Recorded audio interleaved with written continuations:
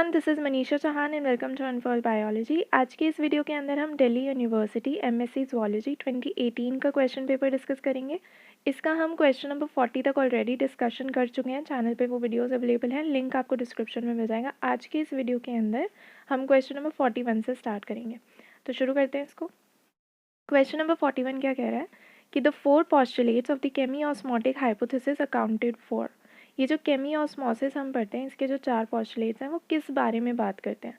तो जो इसका पहला पॉस्टुलेट होता है वो बात करता है एटीपीएस के बारे में, जो हम F1 F0 वाला कॉम्प्लेक्स पढ़ते हैं, जो कि एटीपी और एडीपी प्लस पीआई इस रिएक्शन को कपल करता है, उसके बारे में है। जो सेकेंड पॉस्टुलेट है वो पूरा ईटीसी के बारे में, यानी इलेक्ट्रॉन ट्रांसपोर्ट चेन जो हम पढ़ते हैं कि किस तरीके से कपल हो रहा है, किस तरीके से वो ट्रांसलोकेटेड है, जो प्रोटॉन्स हैं वो किस तरीके से फ़्लो कर रहे हैं, वगैरह वगैरह जो भी चीज़ें हम ईटीसी में पढ़ते हैं उसके बारे में बात की गई है।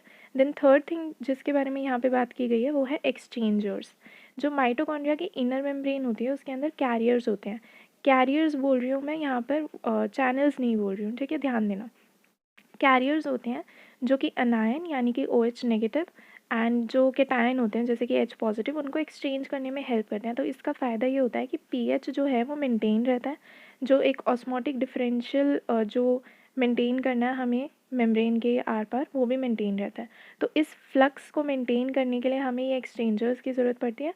और फोर्थ हमारा आता है कार्डियोलिपिन। कार्डियोलिपिन कैसे? क्योंकि ये जो कार्डियोलिपिन होता है ना, ये इन चीज़ों को स्टेबलाइज करने के काम आता है। तो अगर आप देखोगे तो ये तीन मैंने स्टेटमेंट्स लिख दिए हैं। एक एटीपीएस से रिलेटेड है, एक आपका ईटीसी से रिलेटेड है और दूसरा जो आपके एक्सचेंजेस है उससे रिलेटेड है। और ये जो कार्डियोलिपिन है इसके जो फंक्शंस है वो मैंने यहाँ पे लिख दिया कि वो किस किस को स्टेबलाइज करता है वगैरह वगैरह। तो आप इसको गो थ्रू कर सकते हो। यहाँ पर जो आंसर आपका रहेगा वो रहेगा option number 2, ETC, F1 F0 ATPase, cardiolipin and an ion exchanger. Next question is question number 42. Cilia and flagella contains a contractile protein called. Cilia and flagella के अंदर जो contractile protein होता है उसको हम डायनिन कहते हैं। ये मूवमेंट वगैरह कराने में हेल्प करता है, जैसे आप यहाँ देख सकते हो ये डायनिन आर्म्स हैं, ठीक है, ये मूवमेंट में हेल्प करते हैं। इसके अलावा आपको यहाँ पर क्या क्या चीज़ें ध्यान देनी है अगर इससे रिलेटेड क्वेश्चन आता है तो आपको नेक्सिन के बारे में ध्यान देना कि ये किसको कनेक्ट कर रहा है। आपको रेडियल स्पोक्स के बारे में ध्यान देना कि ये किसको कहाँ पे कनेक्ट कर रहा है। अरेंजमेंट कैसा है इसका, 9+2 है कि 9+0 है, वो देखना है। यहाँ पे 9+2 है क्योंकि बीच में 2 सेंट्रल भी हैं और बाहर बाहर 9 है, ठीक है। तो ये सारी चीज़ें आपको ध्यान रखनी है। इसके अलावा जो क्वेश्चंस आते हैं ये साइटोस्केलेटन टॉपिक में आता है। तो इसके अंदर आप दो चीज़ें पढ़ते हो, एक डायनिन हो गया, एक आपका काइनेसिन हो गया। तो काइनेसिन जो है वो पॉजिटिव एंड के टुवर्ड्स मूव करता है, डायनिन जो है वो नेगेटिव एंड के टुवर्ड्स मूव करता है ओवरऑल। लेकिन यहाँ पे कुछ एक्सेप्शंस होते हैं, आपको उन एक्सेप्शंस को भी पढ़ के जाना है, तो उनसे भी क्वेश्चन बन सकते हैं। यहाँ पर सिर्फ इतना पूछा था कि जो सीलिया फ्लैजिला होता है उसके अंदर जो कॉन्ट्रैक्टाइल प्रोटीन होता है वो कौन सा होता है, तो वो डायनिन होता है। ऑप्शन आपका 4 करेक्ट हो जाएगा। Next question, question number 43. Insects such as Drosophila undergo 3 molts before undergoing metamorphosis. Molting is controlled by which of the following hormones? कौन सा ऐसा हार्मोन है जो मोल्टिंग कंट्रोल करता है ड्रोसोफिला के अंदर? सिर्फ ड्रोसोफिला ही नहीं बल्कि जो आर्थ्रोपोड्स हैं और इससे रिलेटेड जो दूसरे फाइला हैं उनके अंदर भी जो एक्टायसोन है वो मोल्टिंग को कंट्रोल करता है, ठीक है। इसके अलावा आप यहाँ पे जुवेनाइल हार्मोन को भी देख के जाना है, ये भी इंपॉर्टेंट है। ये कब ज़्यादा होता है कब कम होता है, ज़्यादा है तो क्या होगा, कम है तो क्या होगा, वो सारी चीज़ें देख के जाना है। एक डायसोन के बारे में आपको जानने की ज़रूरत है कि ये स्टेरॉयड हार्मोन है, हार्मोन भी नहीं है, ये एक प्रो हार्मोन है। इसके अलावा आपको ये देखना है कि इसे सिक्रीट कौन करता है या कहाँ से आता है ये, तो ये प्रोथोरैसिक ग्लैंड से आता है। तो ये सारी छोटी छोटी इन्फॉर्मेशन है जो अगर आप यहाँ पे मेटामॉर्फोसिस रिलेटेड पढ़ के जाओगे ना तो भी इनफ है। यहाँ पे पूछा था कि कौन सा हार्मोन मोल्टिंग कंट्रोल करता है, एक डायसोन करता है। Option 4 is correct. Next question, question number 44. Injection of antivenom to a patient for snake bite is an example of. अगर किसी पर्सन को स्नेक ने बाइट किया है और आप उसके अगेंस्ट उसको एंटीवेनम दे रहे हो ताकि वो टैकल कर ले इस प्रॉब्लम को, जैसे स्नेक बाइट है यहाँ पे, तो इस प्रॉब्लम को टैकल करने के लिए आप बाहर से उसको एंटीवेनम दे रहे हो, है ना। तो इसको किस में कंसिडर करेंगे? इसको हम पैसिव इम्यूनिटी में कंसिडर करेंगे। क्यों? क्योंकि उसकी बॉडी ने खुद से एंटीबॉडीज़ बना के उस स्नेक बाइट के अगेंस्ट काम नहीं किया है। हम बाहर से उसको कुछ प्रोवाइड कर रहे हैं, एंटीवेनम प्रोवाइड कर रहे हैं जो कि उसकी बॉडी में जाके काम करेगा स्नेक बाइट के अगेंस्ट, राइट। तो आप बाहर से जब भी कोई एंटीबॉडी या कोई भी एंटी वेनम वगैरह प्रोवाइड करते हो तो वो आपका पैसिव इम्यूनिटी में आता है। तो क्वेश्चन एकदम सेम आएगा, ऐसे बहुत कम चांसेस होते हैं, तो आपको घुमा के दे सकते हैं कि कोई एक पर्सन है, आ भी चुके हैं ऐसे क्वेश्चन DU में, कि कोई एक पर्सन है, आप उसको बाहर से कुछ प्रोवाइड करो, एंटीबॉडी वगैरह प्रोवाइड करो, तो ये किस चीज़ का एग्जाम्पल है? ये पैसिव इम्यूनिटी का होता है। बट यहाँ पे पैसिव इम्यूनिटी दो जगह लिखा हुआ है, एक आर्टिफिशियल है, एक नेचुरल है। तो पैसिव इम्यूनिटी नेचुरल कब होती है, आर्टिफिशियल कब होती है? नेचुरल ये तब होती है जब मदर से फीटस के अंदर कोई एंटीबॉडी ट्रैवल करी है। यहाँ पर फीटस अपनी बॉडी से एंटीबॉडी नहीं बना रहा है ना, उसकी बॉडी में एंटीबॉडी नहीं बन रही है, बल्कि वो मदर की बॉडी में जो एंटीबॉडीज़ हैं उनको यूज़ करता है, राइट। तो ये हुआ तो पैसिव ही, लेकिन ये जो है नेचर ने अपने आप इस चीज़ को इस तरीके से बनाया कि मदर से जो फीटस है या जो बेबी है उस तक जाएगी एंटीबॉडी, तो इसको हम नेचुरली एक्वायर्ड पैसिव इम्यूनिटी कह देते हैं।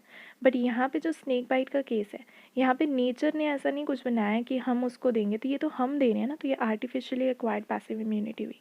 यानी मदर से जब फीटस में जा रही है तो नेचुरल हो गई, बट अगर मान लो कि स्नेक बाइट है या कोई भी ऐसा केस है जब आप बाहर से कुछ एंटीबॉडी वगैरह उस पर्सन को प्रोवाइड कर रहे हो, तो वो आपकी आर्टिफिशियल पैसिव इम्यूनिटी में आती है। तो ये जो क्लासिफिकेशन अगर आप देखोगे तो अडेप्टिव इम्यूनिटी इनेट दो तरीके की होती है, इसका वीडियो ऑलरेडी अवेलेबल है, आप वो देख सकते हो। अडेप्टिव में नेचुरल आती है, आर्टिफिशियल आती है। नेचुरल के अंदर पैसिव एक्टिव, आर्टिफिशियल के अंदर भी पैसिव एक्टिव, और उनके एग्जाम्पल्स भी यहाँ पे दिए हुए हैं। तो यहाँ पे जो पूछा होता है स्नेक बाइट का, उसका आपका आंसर हो जाएगा option number 2, that is artificially acquired passive immunity. Next question, question number 45, steroid hormones are synthesized from. ये जो स्टेरॉयड हार्मोन्स होते हैं ये कहाँ से बनते हैं? तो ये कोलेस्ट्रॉल से बनते हैं। बहुत ही रिपीटेड क्वेश्चन है, ये बार बार पूछा जाता है।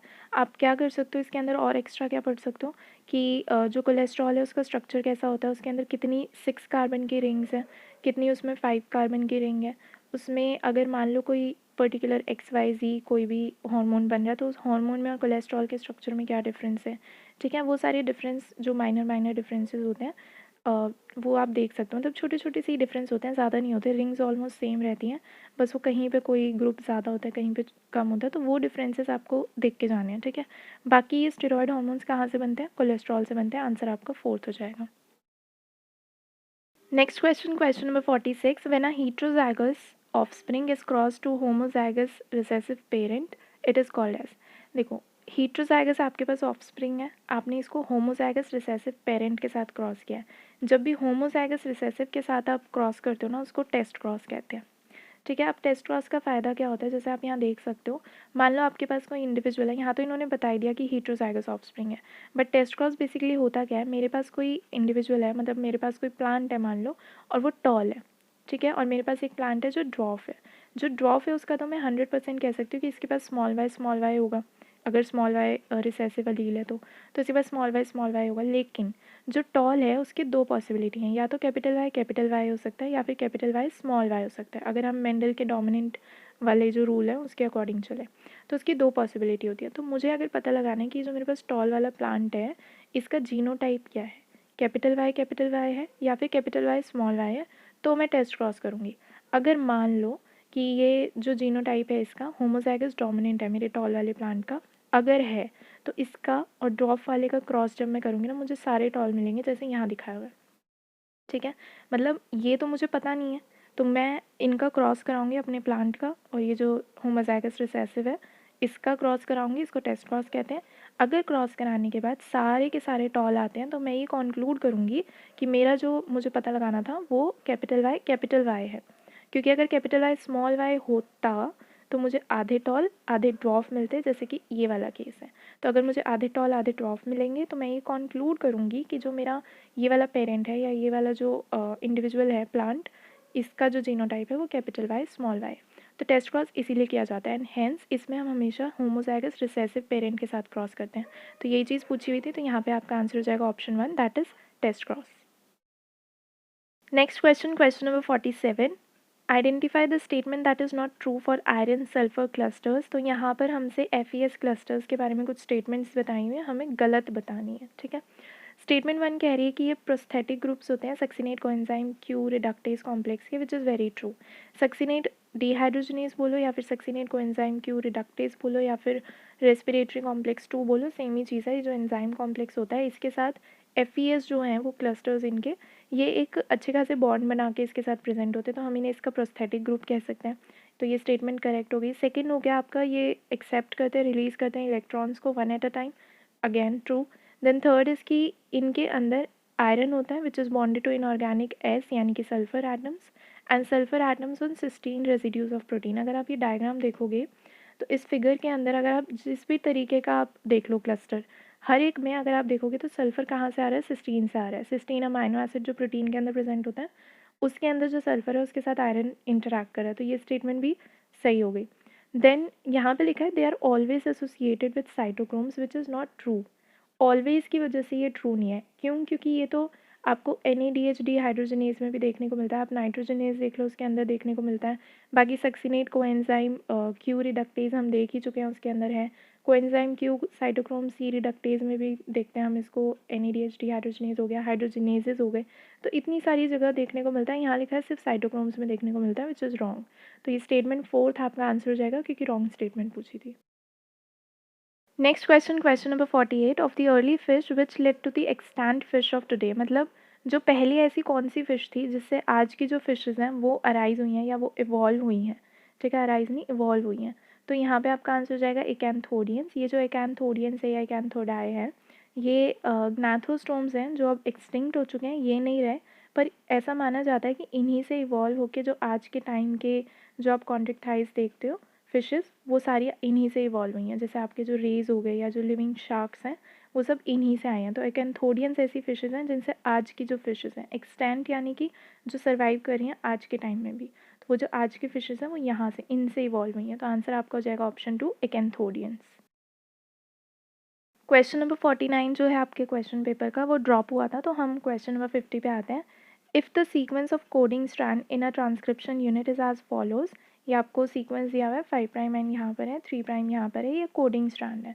The sequence of mRNA transcribed from the transcription unit would be. mRNA का सीक्वेंस बताना है। ट्रांसक्रिप्शन का मतलब होता है DNA से RNA का बनना।